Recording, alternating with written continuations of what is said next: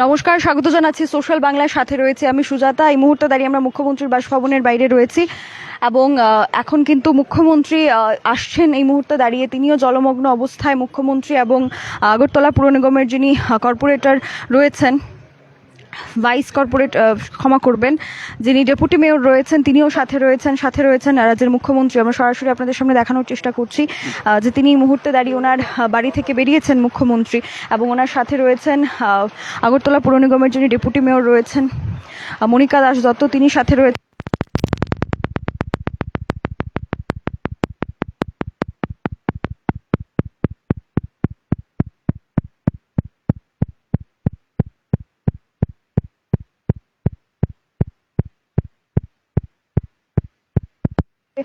উনি ইতিমধ্যেই বেরিয়েছেন রাস্তায় এবং ঠিক হাঁটু জলে তিনিও ঠিক সাধারণ মানুষের মতো তিনি এখানে বেরিয়ে কি প্রতিক্রিয়া দিচ্ছেন, রাজ্যের বর্তমান কি পরিস্থিতি রয়েছে সেটা আমরা আপনাদের সামনে অবশ্যই দেখানোর চেষ্টা করব।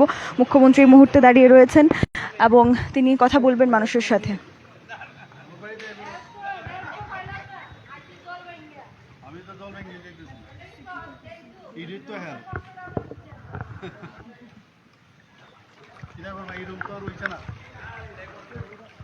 আমি ওইখানে একটা তোমার রামা ফোন করছিল, ওইখানে একটা বাড়ি সাংঘাতিক বাজে অবস্থা ওই মন্দিরটার লোকে। তারপরে আমি একটা বোট পাঠাই আর ইয়ে করছি ওই মহানম্রত ইয়ে সব, তারপরে আমি পাঠাইয়া রেস্কিউ করছি। এই মুহূর্তে দাঁড়িয়ে রাজ্যের কি পরিস্থিতি রয়েছে সেটা আমরা একটু জেনে নেওয়ার চেষ্টা করব। মুখ্যমন্ত্রী ডক্টর মানিক সাহা তিনি রয়েছেন, এখানে উপস্থিত রয়েছেন, তিনিও বেরিয়েছেন ওনার বাসভবন থেকে, ওনার কাজের উদ্দেশ্যে তিনি রওনা দিয়েছেন। আমরা জেনে নেওয়ার চেষ্টা করব ওনার কাছ থেকে যে কি পরিস্থিতি রয়েছে, কেমন পরিস্থিতি রয়েছে। স্যারের সাথে আমরা একটু কথা বলবো। স্যার, বর্তমানে রাজ্যের পরিস্থিতি কেমন রয়েছে? আপনারা তো দেখতেই পাচ্ছেন, এরকম ভয়াবহ অবস্থা তো আগে হয়নি। আমি একটা কথাই বলবো, কেউ যেন আতঙ্কিত না হয়। এবং আমরা এর আগেও বারংবার মাইকিং করেছি যে সবাই যেন চলে আসে, ঘর থেকে চলে আসে।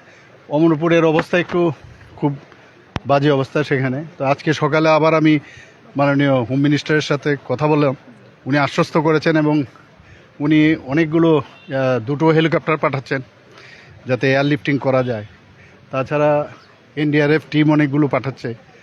আর বোটের কথা আমি বললাম, রাবার যে আমাদের বোটগুলো আছে সেগুলো তো একটু বাদে এগুলো সব পৌঁছে যাবে। তো সবাই সহযোগিতা করছে, আমাদের অ্যাডমিনিস্ট্রেশন সাথে আছে এবং আমাদের যারা এসডিআরএফ এনডিআরএফ ত্রিপুরাতে দুটো টিম আছে, সবাই মিলে কিন্তু আমরা মানে 24/7 আমরা আছি। আমিও সারা রাত্র ধরে মনিটর করছিলাম।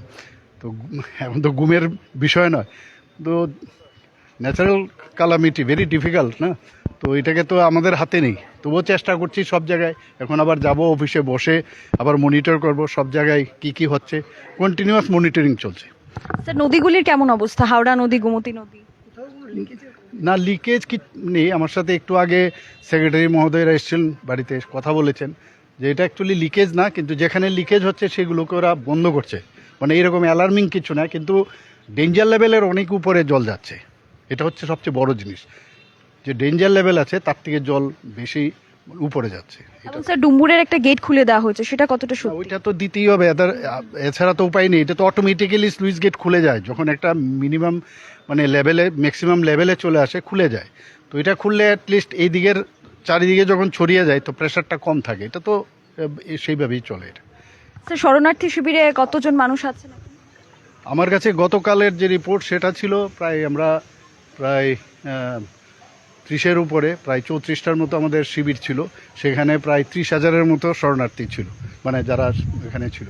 কিন্তু এখন তো আরও বাড়বে, আমি গেলে এখন আরও রিপোর্ট আমি নেব আর কি। ধন্যবাদ। আমরা কথা বলে নেওয়ার চেষ্টা করেছি রাজ্যের মুখ্যমন্ত্রী, তিনি ইতিমধ্যেই বেরিয়েছেন ওনার বাড়ি থেকে এবং কি পরিস্থিতি তিনি সেটা আমাদেরকে জানালেন দ্য সোশ্যাল বাংলার।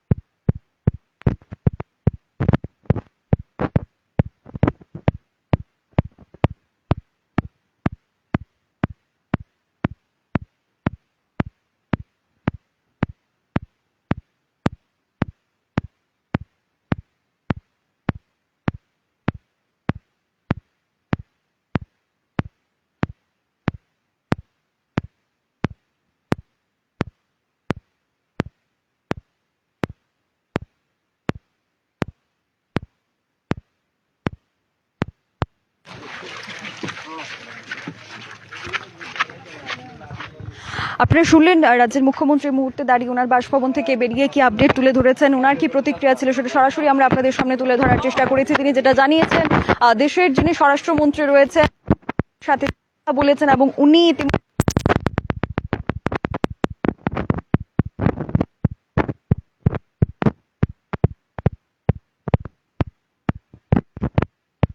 দিয়ে বা নৌকা দিয়ে যাতায়াত করা সম্ভব হচ্ছে না, এয়ারলিফট করা হবে অমরপুর থেকে। আমরা দেখানোর চেষ্টা করেছি আপনাদের সামনে মুখ্যমন্ত্রীর কি প্রতিক্রিয়া ছিল, যে অমরপুরে সেখানে দুটো হেলিকপ্টার আনা হবে, এয়ারলিফটিং এর জন্য দুটো হেলিকপ্টার আনা হবে। মুখ্যমন্ত্রীর সেই প্রতিক্রিয়া আমরা এক্সক্লুসিভ রিপোর্ট আপনাদের সামনে তুলে ধরার চেষ্টা করেছি। মুখ্যমন্ত্রীর কি প্রতিক্রিয়া ছিল এবং তিনি জানিয়েছেন এখনো পর্যন্ত আপডেট অনুযায়ী প্রায় 34টিরও বেশি ত্রাণ শিবির খুলে দেওয়া হয়েছে এবং সেই ত্রাণ শিবিরের কাজ চলছে। গোমতী নদী, হাওড়া নদীর মতো নদীগুলির যে অবস্থা পেয়েছে এবং ডুম্বুরের যে সুইচ গেট, দুটো গেট সেটা অটোমেটিক খুলে গেছে যেহেতু জলের স্তরের সেই বৃদ্ধি। আমরা সরাসরি দেখানোর চেষ্টা করেছি আপনাদের সামনে মুখ্যমন্ত্রীর কি প্রতিক্রিয়া ছিল, মুখ্যমন্ত্রী কি বলেছেন, ওনার কি বক্তব্য ছিল সেটা তুলে ধরেছি। যে দুটো হেলিকপ্টার কিন্তু ইতিমধ্যে নিয়ে আসা হচ্ছে।